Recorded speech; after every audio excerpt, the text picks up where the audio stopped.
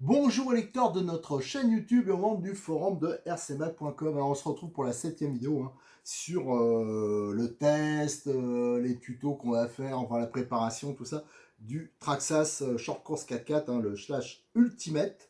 Donc c'est la version haut de gamme. Alors on avait fait une série d'essais, une première série d'essais. Je vous avais fait un film, je crois que c'est la vidéo 5 à Béziers. Ça a été plutôt très satisfaisant. On avait roulé, on avait fait en 3S, donc au maxi. Et franchement, la voiture, moi, ça m'avait surpris, quoi, au niveau comportement, au niveau puissance, c'est vraiment hyper sympa. Rien à envier à un RTR, un 8e brushless, par exemple. Donc ça, c'est très bien. Par contre, moi, le short course, j'ai longtemps pratiqué, comme j'avais expliqué en compétition, quand on faisait le RC Mag Brushless Tour. Et alors, c'était plutôt des 4-2, mais il y a certains principes, c'est les mêmes. Et on roulait en club, et c'est vrai que quand on roulait en club, euh, la première chose qu'on faisait, c'était souvent de monter des roues TT1 8e. Pourquoi? Alors, c'est vrai que c'est moins joli, c'est moins réaliste, mais c'est beaucoup plus économique. Et pour rouler sur des terrains, quand c'est pas du loisir, enfin du loisir, quand on roule en club, donc sur un circuit, qu'on veut essayer d'aller un peu vite, que ça tienne la route, qu'il y a des revêtements multiples, ou alors un revêtement glissant comme de la terre, euh, c'est quand même bien d'avoir une voiture qui tienne le pavé, et avec les pneus qu'il y a d'origine, on est quand même vite limité. Ça, ils sont bien pour un usage mix. Donc c'est pour ça que je vous avais fait dans la vidéo précédente le tuto pour monter des pneus TT1 8e. Là, ça sera non seulement plus économique, mais ce sera plus performant, surtout si vous roulez en club. Alors, je vous avais montré avec des jantes blanches, mais je rappelle, ça existe aussi en noir. Et je pense qu'en noir, là j'ai monté ça parce que j'avais déjà des pneus comme ça. Mais là j'ai demandé à Cyril de m'en passer pour vous montrer. Donc en noir, je pense que ça passera beaucoup mieux niveau look. Et je rappelle aussi que dans ces gammes, là c'est la gamme Hobbytech, mais qui est vraiment bien pour du loisir. Niveau rapport qualité-prix. Et quand vous les prenez par 4, en plus ça coûte moins cher. Vous gagnez une dizaine de pourcents, je crois. Ça existe aussi en version type GT8 pour rouler sur le goudron. Donc là, ça peut être vraiment sympa quoi, si vous roulez avec des copains sur un parking, des choses comme ça. Et vous avez aussi, alors là, je vais pas vous montrer, mais des versions mixtes. Alors là, ça permet de rouler non seulement sur la terre, sur l'herbe et sur le goudron aussi. Donc ça, c'est plutôt pas mal. Donc on avait fait la modif. Je vous avais fait ça avec, j'avais changé les moyeux de 12 et j'avais mis les adaptateurs 12-17. Alors ça, j'avais fait avec du matériel de modif 34, ce que j'avais et ce que je suis habitué. Il y a des années que j'utilise ce matériel-là, qui est bon, pas cher. Mais en cherchant mieux sur le site Traxxas, donc ça j'ai regardé sur le site de Braise Modélisme, j'ai vu qu'il existe des kits de montage pour passer des jantes TT1 8e. Alors par contre je ne les connais pas, donc je ne les ai pas vus, j'ai vu qu'il y a plusieurs déports, donc ça c'est à voir. Par contre pour le petit problème, j'ai fait une recherche aussi, les axes type Tamiya, là, un peu la Tamiya qui se barre, là, qui se dessert, qui se tord un peu sur les portes fusées. Là, par contre, j'ai rien trouvé. Donc, si ma modif, celle que je vous ai présentée, elle est validée lors des premiers roulages, je le ferai pour toute la voiture. Ça, quand même, ça coince un peu quand même. Là, je trouve, c'est bizarre. J'entends jamais parler, mais pourtant, ça me semble évident. En plus, j'ai demandé à un copain, alors lui qui a un 4-2, c'est les premiers trucs qu'il a perdu, quoi. Donc comment ça se fait qu'on n'en parle jamais? Ou alors j'ai raté le truc, mais c'est quand même quelque chose d'un peu léger sur cette voiture. Alors maintenant, sur cette vidéo, ce qu'on va faire, j'avais évoqué un problème de chauffe, ça chauffe trop. Alors déjà, comme on a mis des roues plus grandes, il a fallu que j'agrandisse un peu le passage des roues, un tout petit peu. Et alors ça, je l'ai fait. Je voulais le faire en vidéo et en fin de compte, je l'ai fait à l'avance parce qu'à un moment, je croyais que j'allais pouvoir rouler. Et là, il s'est mis à pleuvoir, mais grave, une averse. Alors en fin de compte, quand on faisait des courses de short course, ce qui est connu, c'est l'effet parachute. C'est des carrosseries qui sont très couvrantes. Et quand on fait un saut, ben, l'air il s'engouffre en dessous. Et comme il n'y a aucun trou, aucun échappatoire, en fin de compte, la voiture, ça la déstabilise. Et souvent, ça sautait comme une patate. Et c'est vrai que ça saute pas génial. Alors j'ai fait un peu, alors là, je vous montrerai de plus près sur des carrosseries que j'ai gardées d'avant. Là, on découpait beaucoup plus. Ce que j'ai fait, pour éviter l'effet parachute, là vous voyez, j'ai fait un gros trou ici. De toute façon, il y avait un dessin, là je l'ai suivi. Voilà. Et j'ai fait les vitres latérales aussi. Voilà, donc ça va être. Mais normalement, on faisait aussi un peu des découpes devant, là, des choses comme ça. C'était pour éviter que l'air puisse s'échapper en fin de compte, pour que ça saute mieux. Ce que je vais faire aussi, c'est un tout petit becquet. Là, je ne l'ai pas encore fait à l'arrière. Ça va bien stabiliser aussi sur les sauts, parce que l'intérêt quand même, enfin le gros désavantage des short courses, c'est les sauts. Et il y a quand même moyen de faire mieux. Autre chose qu'on va voir sur cette vidéo, c'est l'histoire de refroidissement. Et j'ai vu que c'est pas facile de travailler sur le refroidissement, c'est-à-dire mettre un radiateur, des choses comme ça, parce qu'il n'y a pas beaucoup de place à cause de la sonde de température. Alors ça, c'est aussi un tout petit problème. Et on va changer donc le rapport, hein, comme je l'ai dit. On va voir, ça, j'ai pas vu comment on faisait. J'espère que c'est simple, enfin facilement accessible. Et on va descendre, je pense, d'une dent déjà pour commencer. Voilà, allez, on a un peu de boulot sur la planche. Et après, dès qu'elle est finie, hop, on retourne rouler, parce que j'ai l'essai. On va retourner en 3S et on va aussi essayer en 2S. Avant, je vais évoquer la carrosserie et je vais vous montrer, déjà, on va voir ce qui est compatible avec d'autres marques. Alors là, par exemple, j'ai une Losi, hein, c'est celle des versions RTR. Donc, elle monte, sauf que, en regardant de plus près, c'est beaucoup plus échancré au niveau des roues. C'est pour ça que j'ai un peu agrandi, parce que c'est vraiment très réduit. Voilà, donc Losi, c'est beaucoup plus haut, les ailes, et c'est plus échancré. Et on voit, ici, toutes ces parties-là, souvent, on les découpe. Alors là, c'est pas fait sur cette voiture, mais c'était découpé. Vous voyez, toutes ces parties-là, voilà, on les découpait pour avoir moins de prise d'air. Alors, qu'est-ce qu'il y a? Là, j'ai retrouvé alors, une archive. Alors, celle-là, par contre, elle est très abîmée parce qu'il n'y avait plus l'arrière. Alors, je sais pas si ça avait pété ou si on l'avait tronçonné. Mais vous voyez, c'est un peu le genre qu'on faisait. Hein. Ici, c'était découpé. On découpait là pour pas qu'il y ait l'effet parachute. Ici, c'était ouvert aussi. Là, on ouvrait voilà, toutes les parties qui étaient à peu près réalistes au niveau ouverture. On les ouvrait. Hein. Et l'arrière aussi. Vous voyez, tout ça, c'était pour éviter. De toute façon, on le sent bien hein, quand on la secoue bien. Si vous avez une carrosserie pleine, on sent vraiment l'effet, le fameux effet parachute. Et après, au niveau compatibilité, hein, parce que des fois, il y a des surprises avec les carrosseries, notamment les Kyosho, c'était un peu plus petit. Et là, j'ai une Proline, hein, tout à fait classique. Et quand on la met dessus, on voit très bien que ça montera parfaitement. Sauf que là aussi, les passages d'ailes sont un peu plus importants, donc ça sera mieux si on met des roues, notamment à 8ème, pour les débattements. Et là, vous voyez, là aussi, il y a tous ces endroits-là, d'ailleurs c'est déjà marqué, c'était à découper. Voilà, donc c'était prévu hein, pour les découpes. Ici, vous regardez, il y a le marquage, là, là, là. Tout ça, c'est à découper ici, ici, pour éviter l'effet parachute. Alors c'est bizarre, apparemment Proline, enfin pas Proline, Traxxas, ils sont pas du tout préoccupés hein, de ça, parce que bon, c'est des voitures 100% loisir. Mais même en loisir, c'est quand même sympa d'avoir une voiture qui saute bien. Donc c'est important. Alors là, c'est vrai qu'il y a quand même pas beaucoup de possibilités de faire des découpes. Alors j'ai pensé là un tout petit peu là, on pourrait les faire, hein, ça ferait naturel. Mais il y a quand même pas beaucoup d'endroits ici, éventuellement. Mais moi, je préfère en faire une grosse ici. Voilà, ça fait une aération. Et aussi, ça va participer à l'époque, hein, j'ai regardé des vieux articles de 2013-2014. On avait fait des tests. À l'époque, on gagnait plus de 10 degrés simplement en faisant des ouvertures. C'est-à-dire que la voiture, elle sautait mieux. Et en plus, l'intérieur était ventilé et on avait beaucoup moins de chauffe. Donc ça, c'est quand même important. Alors, d'ailleurs, en parlant de chauffe, euh, à part changer le rapport, hein, mettre une dent de moins, de toute façon, ce sera nécessaire avec les roues TT1 8ème. Mais il y avait la ventilation, bien sûr, mais je me suis dit, on va mettre un radiateur ou un ventilateur. Problème. Il y a plusieurs problèmes, c'est qu'en fin de compte, il y a assez peu de place ici avec le cardan. Alors, il y a beaucoup de radiateurs, ça va gêner. Et en plus, alors là, je l'ai poussé, mais normalement, il y a la sonde de température qui est là. Et bon, là, je peux pas la pousser plus que ça. Déjà, j'espère que ça posera pas de problème. Et il y avait le câble ici qui était beaucoup trop tendu, quoi. Il était tendu à mort. Alors, en fin de compte, je l'ai retiré de la bride ici.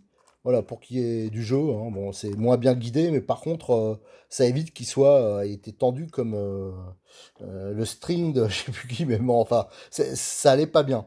Alors là, j'ai fait le passage. On peut mettre ce type de radiateur, voilà, que j'ai utilisé sur d'autres voitures. Il y a plein de voitures où je monte celui-là. Il faudra juste un peu le découper sur un angle là. Mais autre solution, j'ai reçu ça à tester. Alors, c'est des radiateurs, des ventilateurs montés sur des brides et qui ont une sonde de température intégrée. Ça veut dire que il se déclenche quand le moteur est au-dessus de 40 degrés. Alors, comme je dois le tester, et que ça va pas prendre trop de place, on va pouvoir l'orienter, hein, vu que c'est un système à pince, c'est ça l'avantage. Donc, je pense que je vais voir si je peux pas l'adapter. Alors après, ça va être un problème aussi avec la prise, là, voir ce qui est compatible ou pas. Mais voilà, c'est la première chose qu'on va faire. On va voir pour essayer de faire le montage. Et ça, normalement, alors ça m'a étonné, il le colle avec un petit morceau de double face qui est fourni au cul du moteur. Sauf que là, le cul du moteur, on le voit pas, hein, il y a un cache en plastique. Donc je pense qu'on va essayer de le fixer avec un collier, là, on verra si ça marche. Alors j'ai commencé par installer le ventilo. Alors pour l'instant il n'a pas de référence, hein, parce qu'il voulait que je teste avant, mais je vous mettrai sur la vidéo ou après la vidéo, je vous mettrai la référence. Donc vous voyez, il y a le système de bride ici. Et là, on a le ventilo qui est fixé. Alors il a fallu que je repousse tout, hein. J'ai repoussé la sonde là. Et ce qu'il va falloir installer après, c'est cette sonde-là. Alors, il va falloir la mettre, je pense, avec des colliers directement bien en contact dessus. Alors, il y a bien sûr cette petite prise bec qui sort directement du contrôleur, qui est prévue pour mettre donc une option de chez Traxa, je pense. Mais moi, c'était pas une prise bec, alors j'ai pas voulu dessouder, j'ai pas voulu refaire la soudure. Donc, je l'ai branché directement sur le récepteur. Il y a au moins 3 prises de libre. Alors, par contre, je me pose la question, est-ce que la tension est suffisante? Alors, ça, il faudra contrôler, hein, la sortie ici et la sortie au niveau du contrôleur, hein, parce que cette prise-là, en fin de compte, elle sort directement du contrôleur. Donc, elle est peut-être plus adaptée. Alors là, j'ai tout repoussé. J'ai mis la bride, hein, si c'est un système en alu de bridage. Voilà. Il y a la petite plaque en alu. Et la sonde, je ne l'ai pas encore mis parce qu'il faut tester, hein. On va la chauffer. Là, bien sûr, j'ai allumé l'alimentation. Et cette sonde, normalement, elle s'enclenche à 40 degrés. Alors, je vais chauffer avec... On va voir si ça s'enclenche.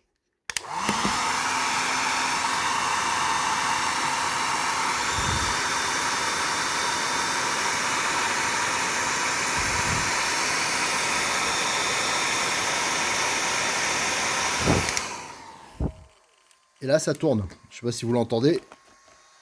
Regardez, voilà, le ventilateur, il tourne. Et je pense qu'il va se couper au bout d'un moment. Là, je l'ai chauffé un peu trop parce que j'ai pas entendu quand ça s'est déclenché, vu le raffut. Et normalement, là, c'est la première fois. Donc, j'ai pas vu comment il réagit. Donc, vous voyez des informations dessus. Est-ce que ça veut dire 40 pour les 40 degrés pour l'enclenchement? Normalement, il va avoir une coupure automatique. Alors ça permet qu'il ne tourne pas quand on l'utilise pas la voiture ou quand voilà, ça permet d'économiser un peu d'électricité, je pense. Alors cette coupure qu'on attend. Oh, j'ai trop chauffé le truc. 40 degrés, on y est vite. Surtout que là, il fait chaud, hein. Il fait au moins 31-32 degrés. Ah, voilà. Vous voyez, ça s'est coupé.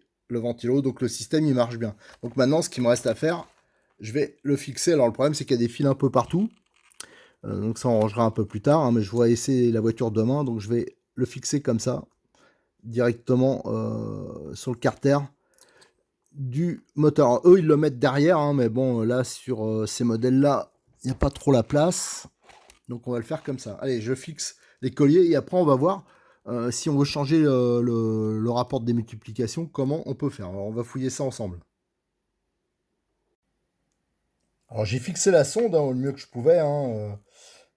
C'est vrai qu'il livre du double face avec, mais bon, il va faire isolant avec le moteur, je vois pas trop comment. Donc je l'ai fixé avec 2 colliers. Voilà. Donc l'ensemble est monté. Ce côté-là, c'est bon. Alors maintenant, ce qu'on va faire, là j'ai démonté les vis, hein. Ça on l'avait déjà fait, pour accéder à la couronne. Tiens, on voit qu'il y a eu quelques saletés qui sont passées. Et ce qui m'intéressait de voir, c'était comment on accédait pour changer le pignon, comment le train arrière, quoi, comment on le démontait. Donc j'ai regardé, apparemment il faut démonter les 2 grandes vis qu'il y a ici, et les 2 qui sont ici. Alors je vais le faire, et je reviens vers vous hein, pour voir si c'est suffisant, s'il y a juste ces 4 vis à retirer. Ah, il est vrai que c'est assez facile, hein. Donc j'ai démonté les 4 vis, hein. C'est des vis de 4 mm, hein, je vous les mets, en plus elles ont toutes la même taille, donc ça c'est pratique, voilà, Enfin, ah non, il y en a deux plus courtes. Ah, attends, j'ai pas fait attention. Donc, il faudra que je regarde. J'ai pas fait attention, celle qui est en haut ou en bas. Bah, ça, on regardera sur la notice éventuellement. Enfin, de toute façon, ça doit être logique. Donc, c'est les deux vis qu'il y avait là et les deux vis qui tenaient le train arrière. Le train arrière démonté. Donc là, on a d'ailleurs une belle vue sur le système de barre anti-roulis. Là, on voit qu'il y a de la poussière qui est passée. Donc, ça, j'en profiterai pour le nettoyer. De toute façon, tout ça, hein, quand j'aurai fait plusieurs plaques, hein, quand j'aurai roulé un peu plus, on fera un démontage complet de la voiture. Ça, c'est prévu, qu'on aura le gros entretien. Et là, le train arrière. Donc, on a tout le bloc et on accède, comme on peut le voir, hein, ici, je pense, pour pouvoir démonter le pignon et le slipper. Alors, le slipper, je pense qu'il suffit de le tirer. Je regarde. Hop, ça a l'air de venir. D'une main, c'est pas évident. Ah, si, hop, voilà, ça c'est bon. Voilà, le slipper, il est démonté, donc on va pouvoir le vérifier. Alors, il a une particularité un peu. Ouais, il est pas du tout. Tiens, il y a le gros roulement là qui se fait la malle. Donc ici, il y a le système d'entraînement du cardan central. Et là, les grosses garnitures, c'est vrai que c'est du balèze. Donc ça, on va en profiter, hein, pour le nettoyer, le zipper. Je vais pas faire pareil, le gros entretien, hein, parce que je vous dis, je veux absolument aller rouler demain matin. Et on va regarder le pignon. Tiens, bon, on le voit bien ici. Le pignon moteur, on voit que ça se dépasse pas mal. Et ce pignon, pour le démonter, est-ce qu'on est obligé de démonter le moteur? Ça m'embêterait quand même de devoir le démonter complètement. La plaque, bon, je vais regarder comment ça marche. Ce système-là, est-ce que ça suffit si je démonte les vis du bas? Est-ce que tout le bloc sort?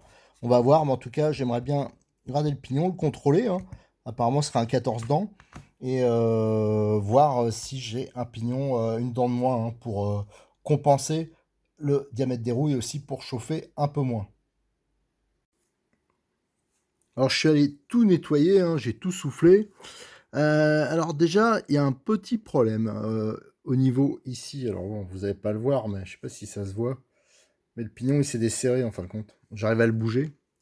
Donc ça, c'est celui... Il y a une empreinte là, ça rentre dans le cardan central en alu, c'est ça qui va l'entraîner. Et bien sûr, cette partie-là, elle est méga sollicitée. C'est les mêmes problèmes. Par exemple, moi j'ai un BXR S1. Alors maintenant, je suis passé en version 3 différentielle. Mais c'est ça qui posait problème. Ça se desserrait la noix sans arrêt. Donc là, je vais regarder. Mais je pense que c'est complètement desserré. Je pense pas. Oh, bah, j'ai forcé que dalle, regardez. J'ai même pas eu à forcer. Donc là, c'est complètement desserré. Donc ça, on va le regarder.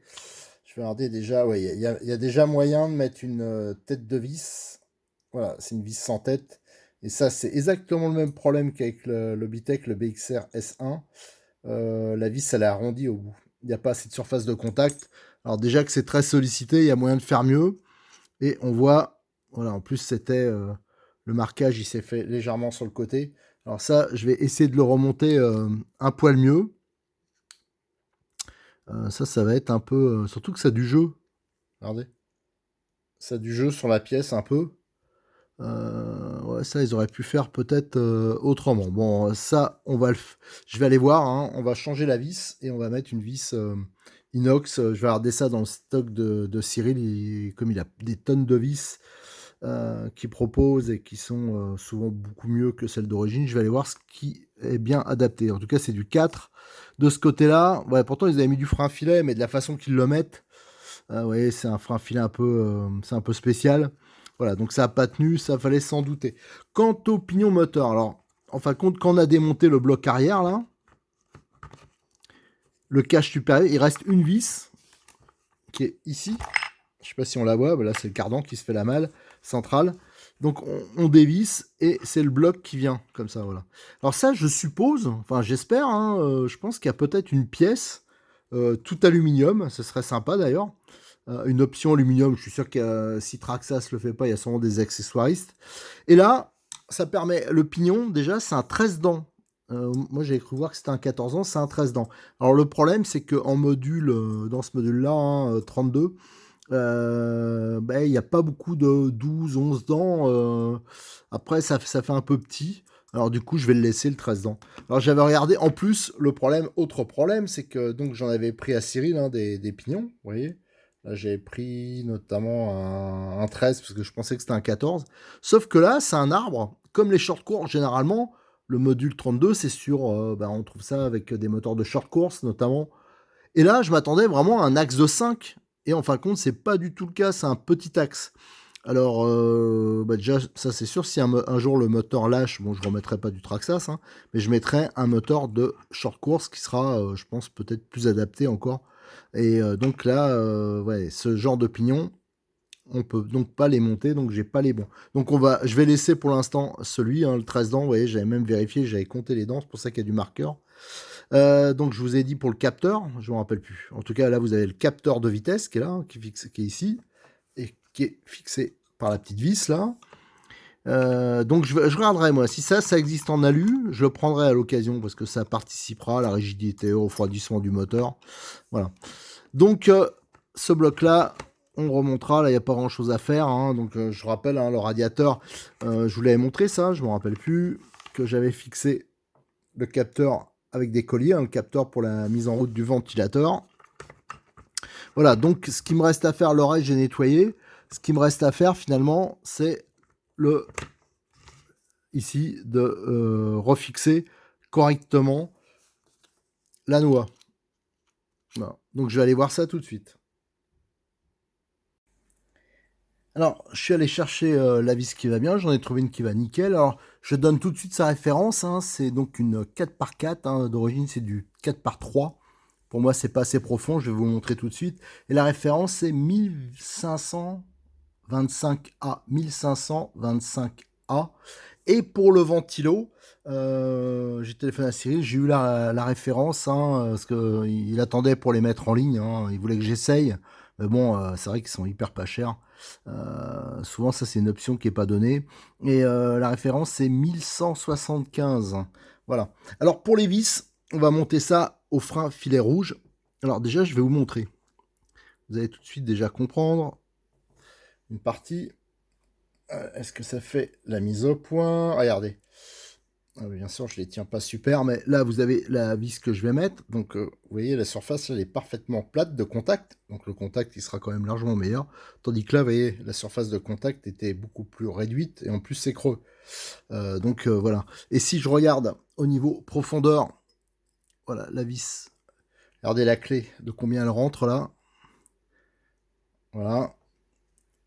Et avec celle-ci, elle rentre beaucoup plus. Donc, ce sera pareil, une fixation quand même qui sera plus fiable. Alors, j'ai tout nettoyé.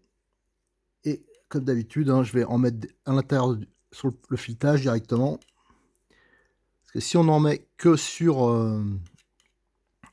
la vis, ça va refouler, hein. Donc là, moi, je préfère qu'il y en ait quand même pas mal, que ça soit propre. Hop. Et ça, j'en mets une petite tartine. Voilà. On va pouvoir le monter. Donc, de toute façon, c'était à fond. Voilà. Et là, on va voir si ça tient. Alors, ça dépasse un tout petit peu, mais je pense que c'est pas gênant. Et disons que la fixation, le fait que ça dépasse un peu, que c'est un peu plus long, je pense qu'elle sera un peu plus fiable. Voilà, le slipper, il est prêt à être remonté. En plus, là, le roulement, je l'avais nettoyé. Alors, le roulement qui vient... Ah oui, j'avais pas prévu ça. C'est vrai que ça empêche, regardez, le fait que ça dépasse un peu. Alors, ce que je vais faire, je vais aller légèrement avec une lime, là, je vais enlever... Il y a quoi? Il y a 2-3 dixièmes à retirer. Et jusqu'à que le roulement, il passe. Donc c'est bon, hein, j'ai enlevé un tout petit peu... voilà, j'ai dû enlever 2-3 dixièmes. Et là, hop, ça passe. Nickel même. Voilà, le roulement est en place. Et vous voyez, en fin de compte, ici, vous avez deux mets plats. Et ça rentre dans la cellule arrière. Et ça va entraîner l'ensemble. Alors ça sera intéressant quand on fera le premier entretien, quand on a tout démonté, de voir comment c'est fait, le pignon conique, la couronne, les différentiels. On en profitera pour faire tout l'entretien. Bon, allez, maintenant, vous avez vu, hein, maintenant, je vais tout remonter le train arrière. Et ensuite, de toute façon, j'ai fait toutes les photos. Et ensuite, l'entredent, du coup, il n'a pas bougé, hein. Ça reste le même, donc ça, j'ai pas à modifier. Et ce qu'il nous restera à faire, c'est au niveau de la fixation de la carrosserie. J'ai des petites modifs à faire avant d'aller rouler demain. Et aussi le petit becquet que je voulais faire sur la voiture. Allez, on va finir cette petite préparation intermédiaire hein, entre deux roulages avec le micro. Allez, je vais pas appeler ça un aileron, je sais pas comment on peut appeler ça, un déflecteur. Voilà, pour donner un peu d'appui à l'arrière. Alors, comme je disais, hein, ces histoires de trous, même si c'est pas considéré esthétique, tout ça, je vous l'ai montré sur une autre carrosserie hein, qui était prévue, par exemple la Proline, qui est vraiment prévue pour faire des découpes.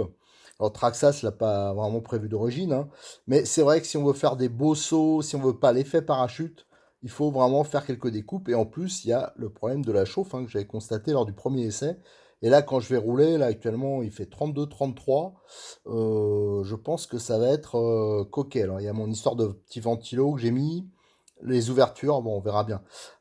Et donc, j'ai fait ce petit béquet en Lexandre, hein, voilà, qui est souple, hein, donc il risque pas d'abîmer la carrosserie en cas de gamelle. Et tout ça, c'est des choses qu'on faisait, c'est pour donner un poil, il est transparent, pour donner un tout petit peu d'appui à l'arrière sur les sauts, pour éviter que la voiture elle plonge trop facilement. Alors, je l'ajusterai, hein.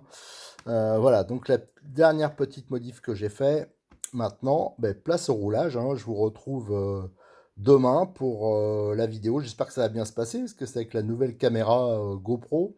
Et j'avoue que je galère pas mal avec cette caméra. Donc rendez-vous demain, on va voir ce que je vais réussir à faire comme vidéo.